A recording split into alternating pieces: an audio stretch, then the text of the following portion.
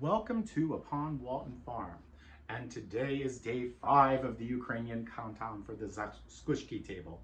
And today we're making Nalysnyky, which is a very thin Ukrainian pancake. It's basically a Ukrainian crepe. And this is going to be the unsweetened version. There's a sweet version where you add, I think it's a tablespoon of sugar. I would have to look up the recipe though. This is for savory things, which I'm going to have two options.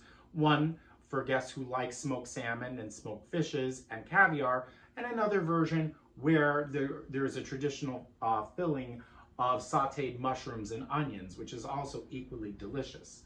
So into this bowl, I have 4 large eggs broken up, and just complete eggs, egg white and egg yolk, 4 large eggs, and then there is 1 cup of milk and 1 cup of water, and I'm going to whisk that together now. And these basically, I compared it to the French crepe recipe, and it's very similar. Like the crepe recipe I made for crêpe Suzette a while back, that had 2 egg yolks and 2 eggs. This is complete eggs. So the batter is a little thicker. This is a little easier to work with than a crepe batter. And then after that is combined, we're going to sift together salt and flour. So let me beat this up and we'll be back in just a second. Now I've been sifting the flour into the batter, and I'm going to add the salt. And it is a ½ teaspoon of salt. And so I'm going to put it in the flour that I'm going to sift. And I'm just using a tiny little sifter. I'm not bothering getting out the big flour sifter for this. It's unnecessary. And so I just use this little sifter, and it works really well, actually, I think. And so just sift the flour and the salt together. Again, this is 2 cups of unbleached all-purpose flour. And I have a little left in here, so I want to make sure it all goes in. And then we just mix it, and that's it. And give it a good stir. It'll be a little bit thicker than a traditional French crepe batter, but you'll find it's probably much easier to work with. And then let this sit for about 10 minutes. It doesn't have to sit, like a crepe batter usually is like at least an hour or 2 hours that you just let it sit for. This is just 10 minutes. And so after it is sat, we'll come back and we'll make them.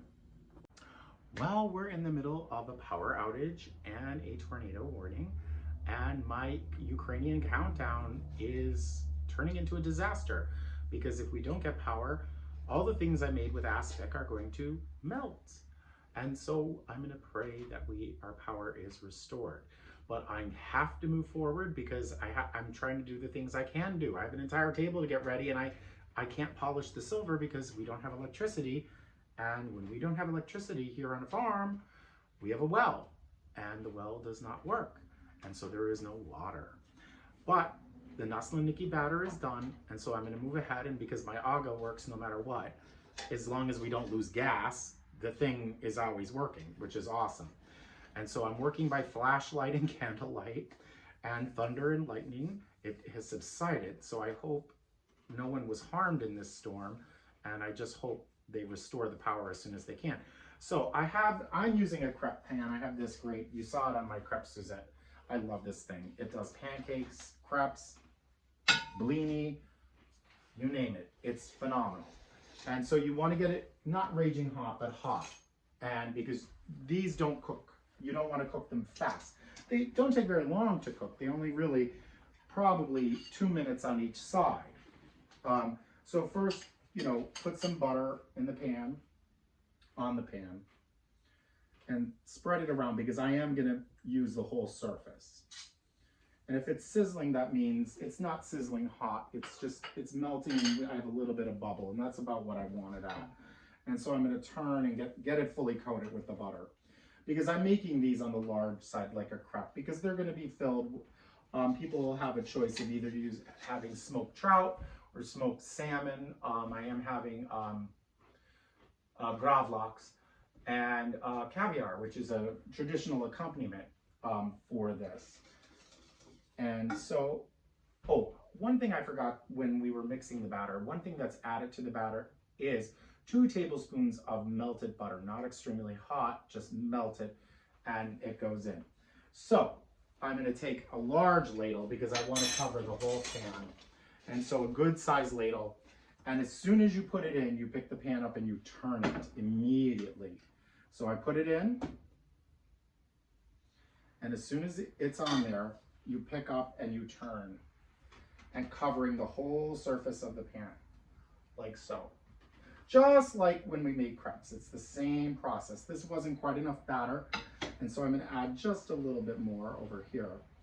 And that's the good thing about this. You can really fix something quite quickly. And so just so the whole thing is covered, and it'll only be about 2 minutes each side. One thing is I am going to, before I use my spoon technique that I actually found, I think it's here somewhere, my French stick. It's like a, oh no, it seems to be missing again. Ah, I will use the spoon technique, and I'm going to need a nice flipper.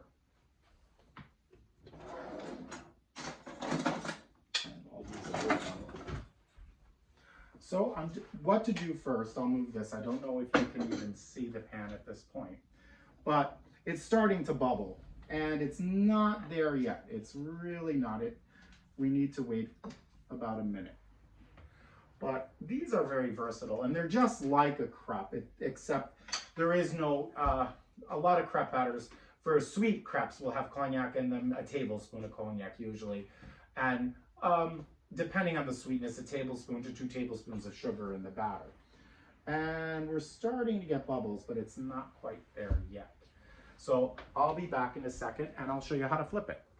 Now my Nalysnyky is ready to flip, and I actually, waiting for it to cook, I found my French spear-like wooden thing.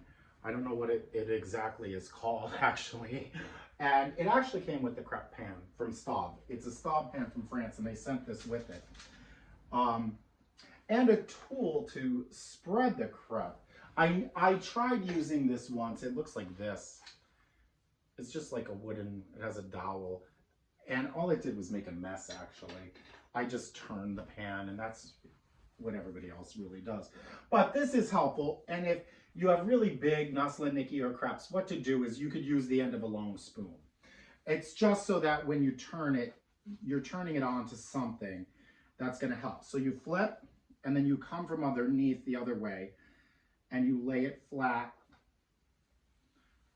and down. This isn't too brown, but that's okay.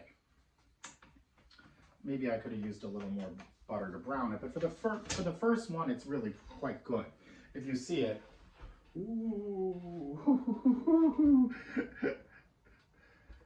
I hope it slides back on. There we go. We almost had a disaster in the kitchen, but you could see I have a knife. I flipped it. It tore a little when we had that little incident, but it'll be fine. And so you return it to heat in about another minute or 2. It's starting to bubble already. It's pretty well cooked through. So what I've done, is very good, is because I'm making these for tomorrow, it is ideal. If you go to Maslenitsa or any kind of pancake party in Ukraine, Russia, Poland, wherever, it's best, there's usually someone in the kitchen making them constantly because they're really good right fresh off the griddle. But I have so many things happening tomorrow, and I don't have power, and there's a ton of things to get done, so I'm making them a day in advance. So I put parchment paper, not wax paper. I don't like the residue the wax paper leaves. It's not wax. I noticed on the brand that I use, which is I think it's like it's a responsible brand and all of that, and they use soybean oil. I used it once, and for these purposes, just parchment paper, just plain old parchment paper. And I put a crêpe or Nalysnyky down, then another sheet of paper, and I have all my sheets ready to go here. And so I'm just gonna pile them up. They'll go in the refrigerator. tomorrow I will stick them in, you could put them in a 200-degree oven, and so they don't dry out, what to do is put a pan or a small pot of hot water underneath in your warming oven or your oven that's turned to 200 degrees. And I would say 15 minutes is enough. I would bring them to room temperature first though. So set them out, let them come to room temperature, and then it might only take 10 minutes, and check them. And I do recommend using a pot of water. So we have our first Nalysnyky, and I'm going to be making them now for quite some time. And so that is the 5th dish completed. And really all I will do is have an introduction to domestic caviar and caviar from France, which is really good. Like I got a really good sturgeon caviar from sturgeon raised right here in this country. And it's amazing. And it's very reasonable for caviar. It's still not cheap because of the process they go through to raise the fish here and make sure they're exactly the way they would be in Europe. And but it's still phenomenal, and for a treat it's worth it. So see you tomorrow, and hopefully I'll get the silver polish and you'll be able to see the beautiful Zaskuski table. So thank you very much, and please click like if you enjoyed this video. Nalysnyky in a tornado.